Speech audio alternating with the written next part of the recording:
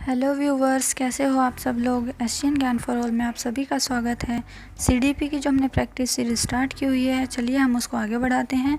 ये आपके सभी एग्ज़ाम्स में बहुत ही इम्पोर्टेंट है, तो प्लीज़ इसे ध्यान से देखिएगा। उससे पहले आप मेरे चैनल को सब्सक्राइब कीजिए, बेल आइकन को प्रेस कीजिए ताकि आपको हर नोटिफिकेशन टाइम से मिल सके। चलिए स्टार्ट करते हैं अब अपना पार्ट 45। देखते हैं फर्स्ट क्वेश्चन। पुरुष स्त्रियों की अपेक्षा ज़्यादा बुद्धिमान होते हैं, यह कथन। अब हमें ये बताना है कि जो ये क्वेश्चन बोला हुआ है कि पुरुष स्त्रियों की अपेक्षा ज़्यादा बुद्धिमान होते हैं, ये जो स्टेटमेंट है वो सही है या क्या है। ऑप्शन हमारे सही हो सकता है। सेकंड ऑप्शन है बुद्धि के विभिन्न पक्षों के लिए सही है। थर्ड ऑप्शन है लैंगिक पूर्वाग्रह को प्रदर्शित करता है। फोर्थ ऑप्शन है सही है। तो इसका जो हमारा सही आंसर होगा वो होगा ऑप्शन नंबर थर्ड, लैंगिक पूर्वाग्रह को प्रदर्शित करता है। ये जो हमारा जेंडर बायस होता है उसको दिखा रहा है कि स्त्री और पुरुष के बीच में भेदभाव किया जा रहा है यहाँ पे।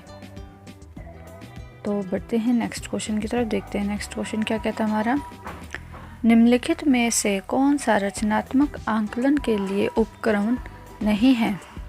ऑप्शन हमारे सत्र परीक्षा, मौखिक प्रश्न, प्रश्नोत्तरी और खेल, दत्त कार्य। तो इन सब में से रचनात्मक आंकलन का उपकरण कौन सा नहीं है, ये हमें बताना है। ऑप्शंस आपने देख ही लिए हैं, तो दीजिए अब इसका आंसर। इसका सही आंसर होगा ऑप्शन नंबर फर्स्ट, सत्र परीक्षा। ये जो परीक्षा होती है ये रचनात्मक नहीं होती है, क्योंकि इसको जब लिया जाता है तो ये सीजनल एंड में लिया जाता है, 6 महीने के गैप में या 3 महीने के गैप में ऐसे। तो उसमें हम बच्चों का रचनात्मक आंकलन ठीक से नहीं कर पाते हैं। बाकी मौखिक प्रश्न, प्रश्नोत्तरी और खेल, दत्त कार्य, ये दे के हम तुरंत ही बच्चे का जो रचनात्मक आंकलन है वो कर पाते हैं। तो अब बढ़ते हैं नेक्स्ट क्वेश्चन की तरफ, देखते हैं नेक्स्ट क्वेश्चन। सबसे अधिक गहन और जटिल सामाजिकरण होता है। इन 4 ऑप्शंस को देख के हमें ये बताना है कि सबसे अधिक गहन और जटिल सामाजिकरण कौन सी अवस्था के दौरान होता है। ऑप्शंस हमारे पूर्व बाल्यावस्था के दौरान, किशोरावस्था के दौरान, प्रौढ़ावस्था के दौरान, व्यक्ति के पूरे जीवन में। तो इसका सही आंसर होगा किशोरावस्था के दौरान। किशोरावस्था के दौरान ही सबसे गहन और जटिल सामाजिकरण होता है, क्योंकि उस टाइम पे जो किशोर होते हैं, टीनेज जो होती है बच्चों की, उसमें जो विचार होते हैं उनके और जो समाज में जो उस टाइम पे विचार होते हैं वो मेल नहीं खाते हैं। उनका देखने का दृष्टिकोण और बाकी लोगों के देखने के दृष्टिकोण में थोड़ा फ़र्क रहता है। तो बढ़ते हैं नेक्स्ट क्वेश्चन की तरफ, देखते हैं नेक्स्ट क्वेश्चन। आनुवंशिकता को डैश सामाजिक संरचना माना जाता है। अब आनुवंशिकता को क्या माना जाता है वो हमें इसमें से बताना है। गौण, गत्यात्मक, प्राथमिक, स्थिर। तो आनुवंशिकता जो होती है वो होती है हमारी स्थिर। ये अगर एक पीढ़ी से दूसरी पीढ़ी में आ गई है और ये किसी में ये गुण हैं तो वही गुण आगे वो ट्रांसफ़र करता है। ये स्थिर रहते हैं, इनमें चेंजेस जो हैं वो ना के बराबर ही होते हैं। तो बढ़ते हैं नेक्स्ट क्वेश्चन की तरफ, देखते हैं नेक्स्ट क्वेश्चन। सीखने का वह सिद्धांत जो पूर्ण रूप से केवल अवलोकनीय व्यवहार पर आधारित है, सीखने के डैश सिद्धांत से संबंधित है। इस क्वेश्चन में हमें ये बताना है कि जो सीखने के सिद्धांत दिए हुए हैं उनमें से पूर्ण या फिर केवल जो अवलोकनीय यानी देख के जो व्यवहार हम कर सकते हैं, अवलोकन कर सकते हैं जिनका, वो सीखने के कौन से सिद्धांत से संबंधित होते हैं।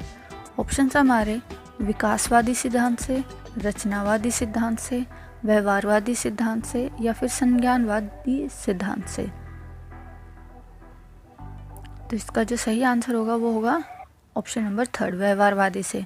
व्यवहारवादी में ही हम दूसरों के व्यवहार का अवलोकन करके और उनका जो सीखना है, उनका जो परिपक्वता ग्रहण करने का जो प्रक्रिया है उसको देखते हैं। बढ़ते हैं नेक्स्ट क्वेश्चन की तरफ। अवधारणाओं का विकास मुख्य रूप से डैश का हिस्सा है। अब जो अवधारणाएं हम धारण करते हैं अपने दिमाग में, अपने मन में जो अवधारणाएं बनाते हैं विकास के लिए, वो किस विकास का हिस्सा होता है। शारीरिक विकास का, बौद्धिक विकास का, सामाजिक विकास का, संवेगात्मक विकास का। तो इसका सही आंसर होगा ऑप्शन नंबर सेकंड, बौद्धिक विकास का। ये जो अवधारणाएं होती हैं ये हमारे बौद्धिक विकास से रिलेट करती हैं, क्योंकि इनसे हम कुछ चीज़ों के बारे में अच्छा बुरा तर्क वितर्क इनके बारे में करते हैं, तो इनके लिए हमें बौद्धिक ज्ञान की ज़रूरत होती है। बढ़ते हैं नेक्स्ट पे। नेक्स्ट क्वेश्चन है ये हमारा, व्यक्तिगत शिक्षार्थी एक दूसरे से डैश में भिन्न होते हैं। अब जो शिक्षार्थी होते हैं, सीखने वाले बच्चे होते हैं, वो हर बच्चा अलग अलग होता है, तो वो किस रूप में अलग होते हैं? विकास की दर, विकास क्रम, विकास की सामान्य क्षमता, बुद्धि एवं विकास के सिद्धांत।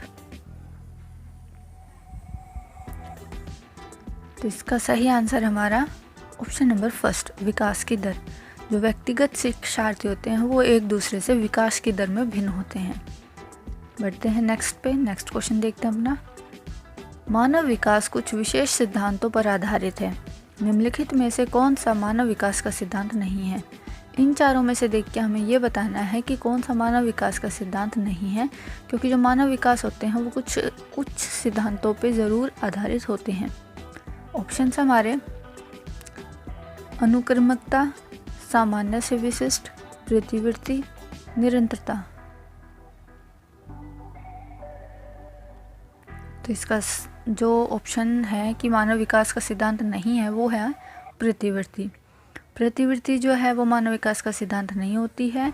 बाकी अनुक्रमकता, सामान्य से विशिष्ट, निरंतरता, ये सब जो विशेषताएं हैं ये मानव विकास के सिद्धांत में देखी जाती हैं।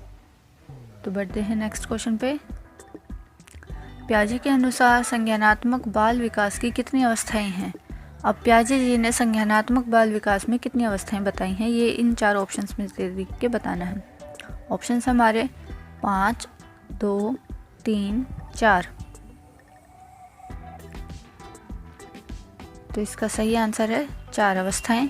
पियाजे जी ने संज्ञानात्मक बाल विकास की 4 अवस्थाएं बताई हैं।